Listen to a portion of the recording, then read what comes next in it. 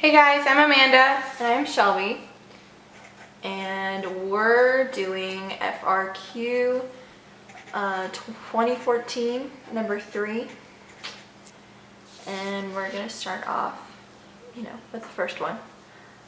Start off with problem A. So with problem A, it asks you to find g of 3, and the problem, it gives you that the function f is defined on the closed interval -5 to 4, and g is the function defined by g of x equals the integral from -3 to x of f of t dt. And the graph we're looking at, of course, is the graph of f. So in order to find the g of 3, we're going to need to find the integral from -3 to 3 of f of t dt. So here.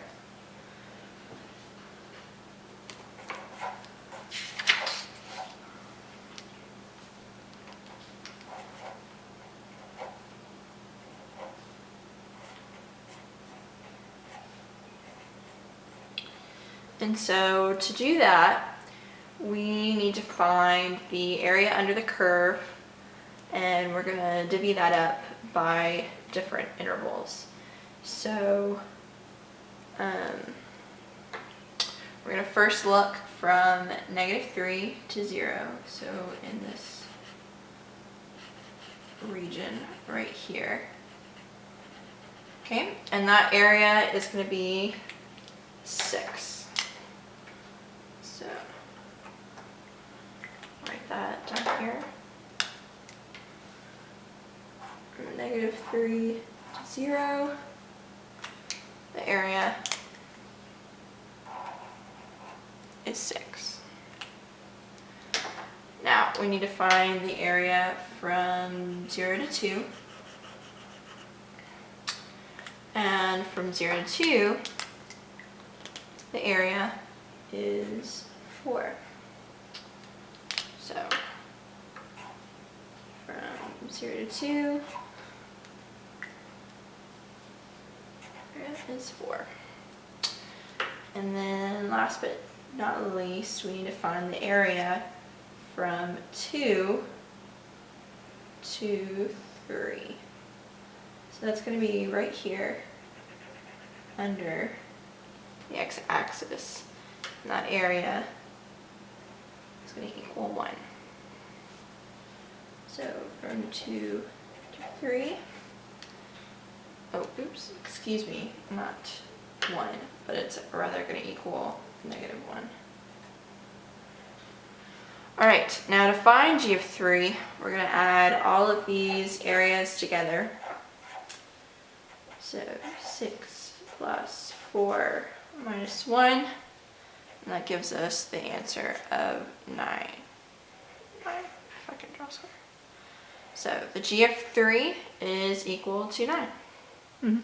Okay guys, so now we're going to do part B. And part B says, on what open intervals contained in -5 to 4 is the graph of g both increasing and concave down? So you're asked for 2 criteria and give a reason for your answer. So the easiest way to look at this is to look at this chart that we learned of the relationships of f, f prime, and f double prime. And we also know that this is the graph of f, but it's asking about the graph of g. And we were given earlier that g equals the integral from -3 to x of f of t dt. And because of that, you can know what f is by taking the derivative of both of those and knowing that g prime will equal f. So now we're looking at g prime on all of these. So we're going to pretend this is g prime. And you want to know when g is increasing and concave down. So increasing would be when f prime is positive, and concave down would be when f double prime is less than 0, but we aren't given f double prime, we're given f prime. So we're going to look at when it's negative, which is the same thing as less than 0, which would be when f prime is decreasing. So we're looking at the graph of f where it's decreasing and positive. And it is decreasing and positive on 2 intervals on the graph. From -5 to -3 and from 0 to 2. So now we're going to write our answer. So our answer is going to be that G is both increasing and concave down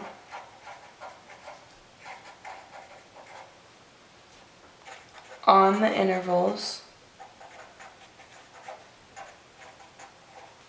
-5 to -3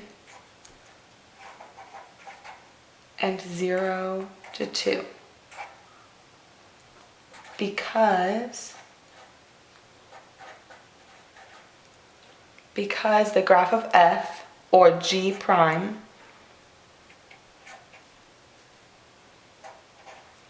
is both positive and decreasing.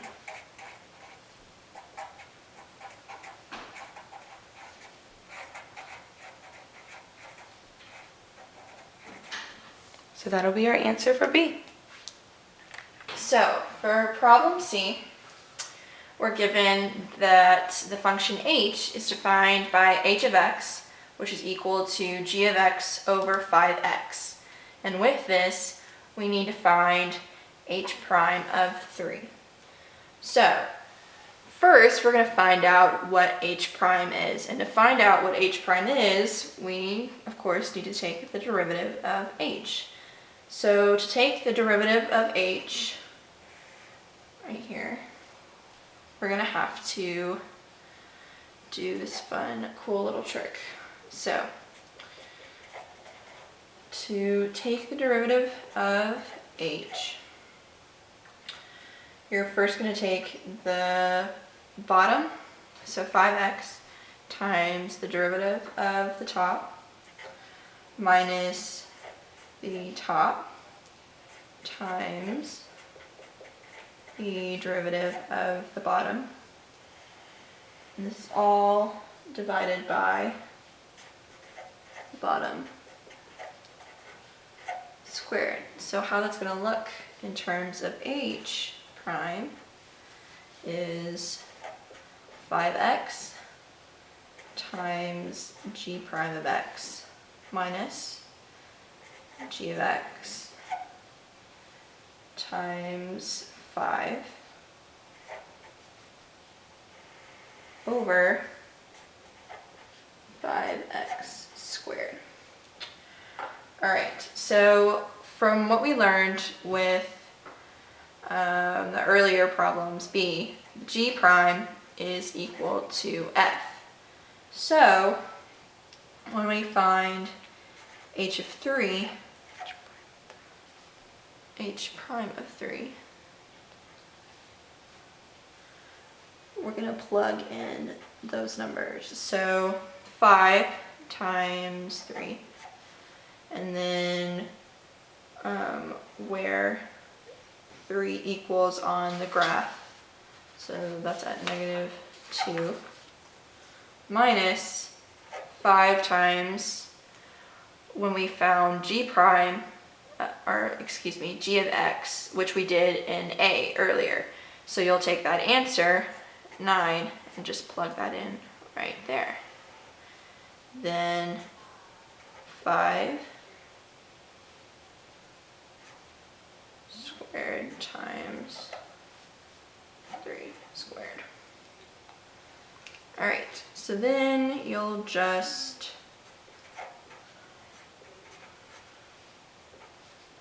simplify everything.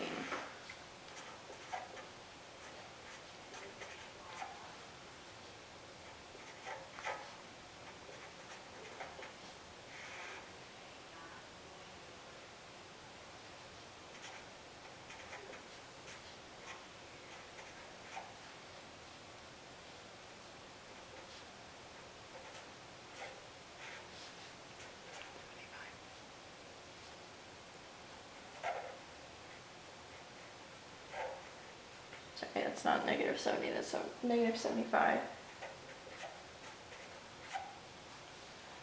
Which is equal to negative 3 over 9, which is finally equal to negative 1/3. So the h prime of 3 is equal to negative 1/3.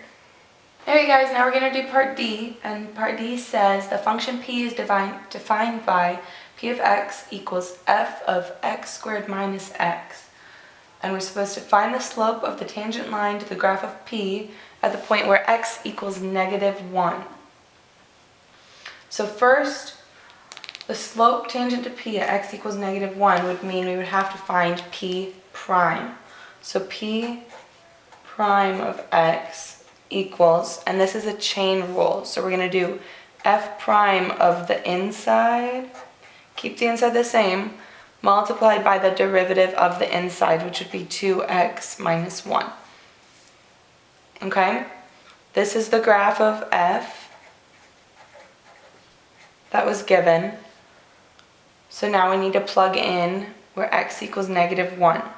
So when p prime of negative 1 equals f prime of negative 1 squared minus a negative 1 times 2 times negative 1 minus 1.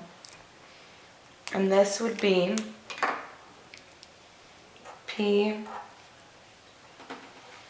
prime of negative 1 equals f prime, would be 1 plus 1, so f prime of 2 times, that's negative 2 minus 1, a negative 3. So f prime of 2 would be the slope at 2. And since this is a straight linear function, which it says at the beginning, we know that this slope will be constant, so we can just find the slope of this line right here. So at 2, you know that the slope will be negative 2 because it goes from this point to this point. You can find that out by doing 0, 4, and 2, 0, and then it would be 0 minus 4 over 2 minus 0, negative 2. So now you know that p prime of negative 1 equals negative 2 times negative 3, which equals 6. And that's it.